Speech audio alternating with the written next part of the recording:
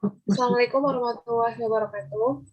Kami dari kelompok 1 akan mempresentasikan analisa perusahaan yang berevolusi e-bisnis. Dengan anggota kelompok 1 Nabila Aufa dengan NIM 1120092, 2 Muhammad Sriyadi dengan NIM 1120056, 3 Muhammad Fadal Ardiansah dengan NIM 112000373.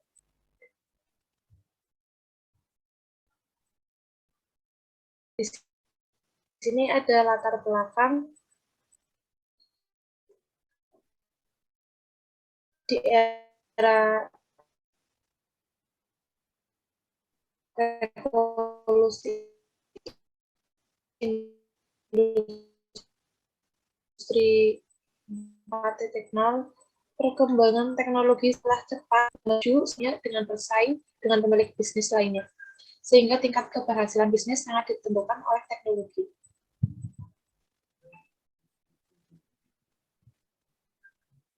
Berikutnya ada ruang lingkup. Ruang lingkup dari penulisan makalah ini adalah untuk menjelaskan tentang e-bisnis dan bagaimana penerapannya. Perannya dalam dunia bisnis, pengaruh besar yang diberikan oleh penerapan e-bisnis ini sendiri.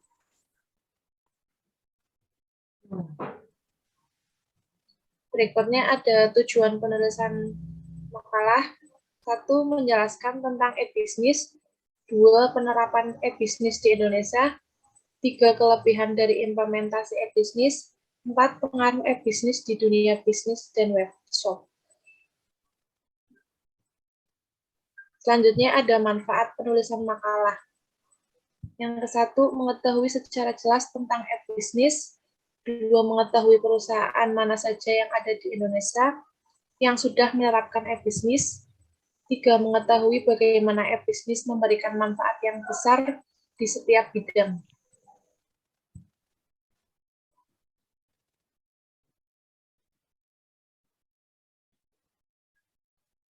Selanjutnya ada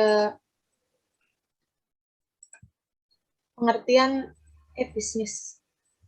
E-bisnis merupakan kegiatan berbisnis di internet yang tidak saja meliputi pembelian, penjualan, dan jasa, tapi juga meliputi pelayanan pelanggan dan kerjasama dengan rekan bisnis atau baik individual maupun instansi.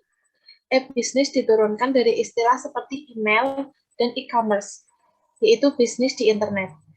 E-bisnis adalah istilah yang lebih umum dari e-commerce karena tidak hanya mengarah pada aktivitas membeli dan menjual, melainkan melayani konsumen dan bekerja sama dengan rekan-rekan bisnis lainnya.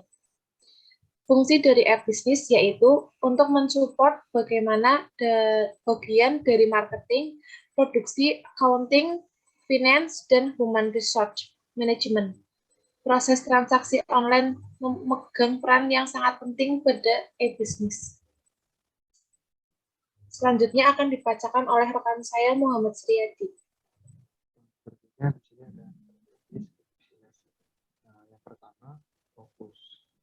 Produk-produk yang dijual di internet harus menjadi bagian yang fokus dari masing-masing manajer produk. Banner berupa teks, karena respon yang diperoleh dari banner berupa teks jauh lebih tinggi dari banner berupa gambar. Kemudian yang ketiga, ciptakan 2 level afiliasi. Memiliki distributor penjualan utama dan agen penjualan kedua yang membantu penjualan produk bisnis. Kemudian yang terakhir atau yang keempat, manfaatkan kekuatan email. Email adalah aktivitas pertama yang paling banyak digunakan di internet. Maka pemasaran dapat dilakukan melalui email atas dasar persetujuan. Kemudian di sini ada strategi e-bisnis yang kelima, menulis artikel. Kebanyakan penjualan adalah hasil dari proses edukasi atau sosialisasi, sehingga perlu dapat dipasarkan melalui tulisan-tulisan yang informatif. Yang keenam, melakukan marketing. Sediakan sebagian waktu untuk pemasaran secara online. Dan yang ketujuh, komunikasi instan. Terus mengikuti perkembangan dari calon pembeli atau pelanggan, tetap untuk menjaga kepercayaan dengan cara komunikasi secara langsung. Kemudian ada model e-business.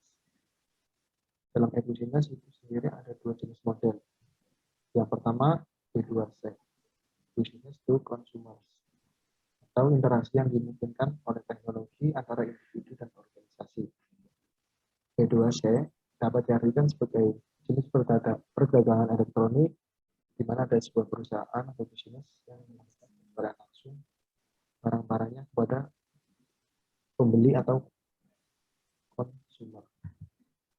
Suksesnya dari B2C pada dasarnya dikarenakan faktor penawaran barang kualitas tinggi dengan harga murah dan banyak pembeli dikarenakan pemberian layanan kepada konsumen yang cukup baik. Yang kedua ada B2B atau yang sering disebut business to business.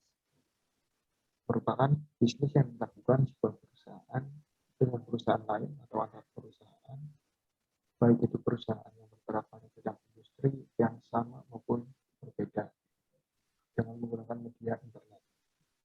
B2B biasa dilakukan untuk menghemat biaya transaksi. Kemudian ada e-commerce.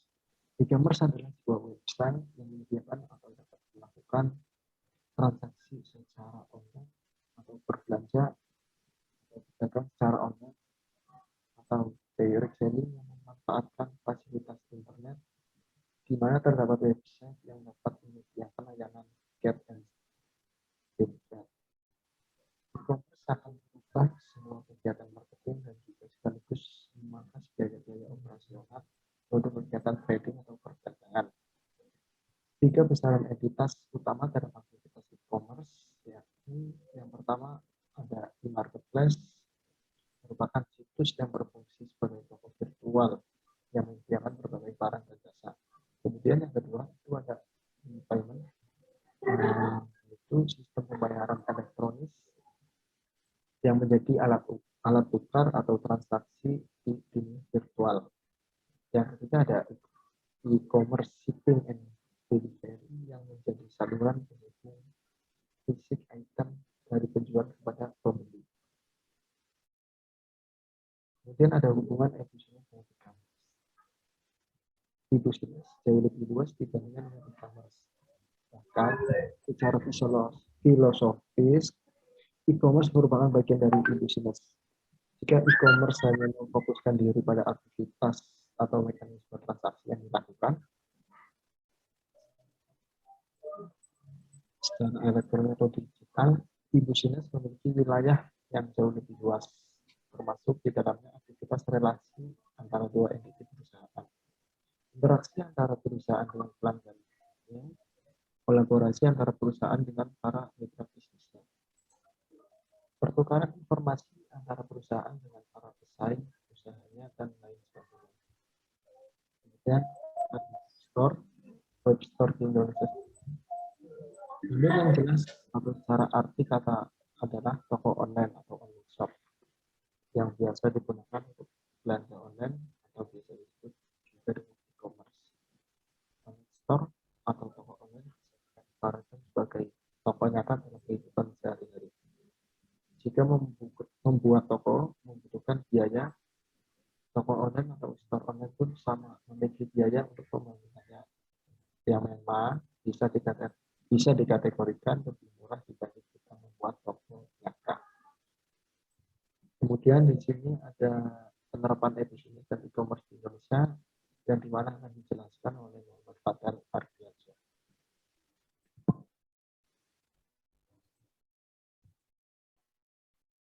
Penerapan e-business dan e-commerce di Indonesia. Persaingan di dunia usaha saat ini semakin ketat. Persyaratan terhadap kualitas produk, harga, ketersediaan produk di pasaran, serta ketepatan pengiriman menjadi tuntutan utama konsumen. Tidak terkecuali di Indonesia pun sama, perusahaan dituntut untuk dapat secara optimal membentuk suatu sistem dan melakukan koordinasi, baik di dalam suatu fungsi perusahaan ataupun antar fungsi-fungsi yang dimiliki oleh perusahaan. Pengembangan fungsi-fungsi yang dimiliki oleh perusahaan berjalan seiring dengan perkembangan teknologi informasi dan komunikasi.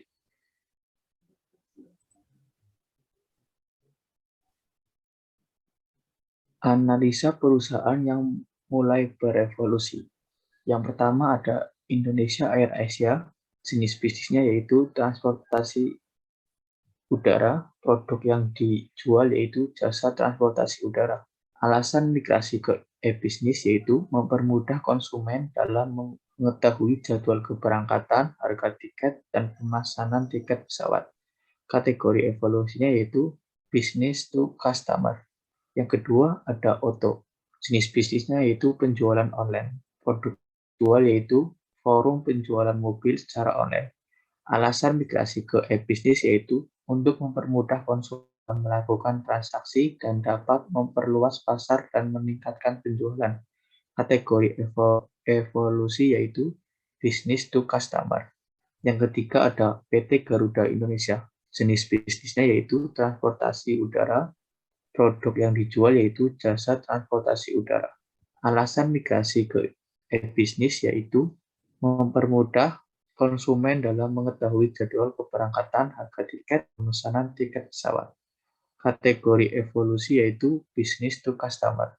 Yang keempat ada Tokopedia. Jenis bisnis yaitu toko online. Produk yang dijual yaitu forum jual beli berbagai bentuk barang dan juga pembayaran tagihan.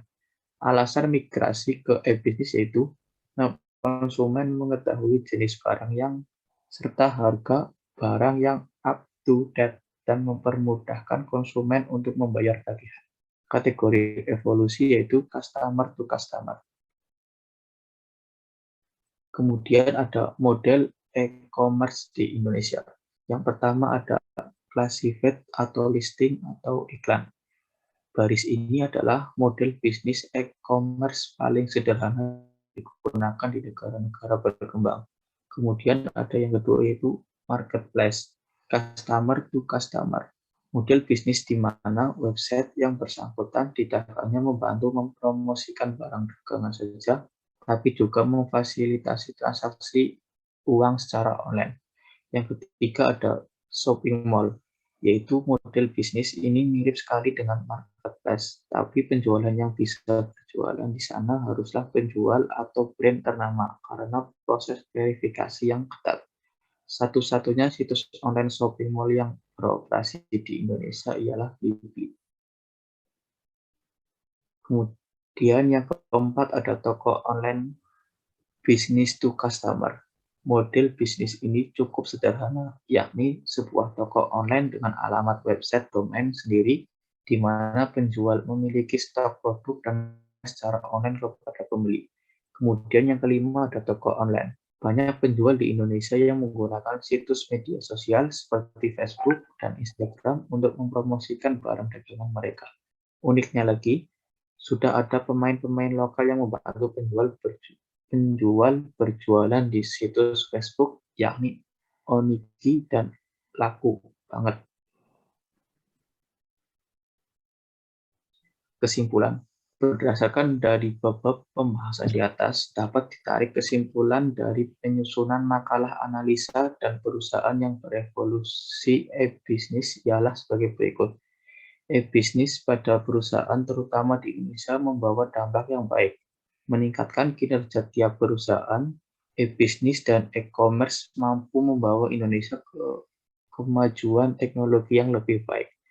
Dan di tiap bidang menjadikan e-commerce dijadikan salah satu cara untuk mensiasati pesaing. Adapun saran yang dapat disajikan dalam penulisan makalah analisa pada perusahaan yang berevolusi e-bisnis ialah sebagai berikut. Masyarakat Indonesia harus lebih dikenalkan oleh pengembangan teknologi berupa e-bisnis dan e-commerce. Teknologi di Indonesia harus ditingkatkan. Kemudian jaringan internet di Indonesia harus ditingkatkan guna mendukung berjalannya e-bisnis. Sekian presentasi dari kelompok kami, kurang lebihnya mohon maaf. Wabillahi taufiq wal hidayah. Wassalamualaikum warahmatullahi wabarakatuh.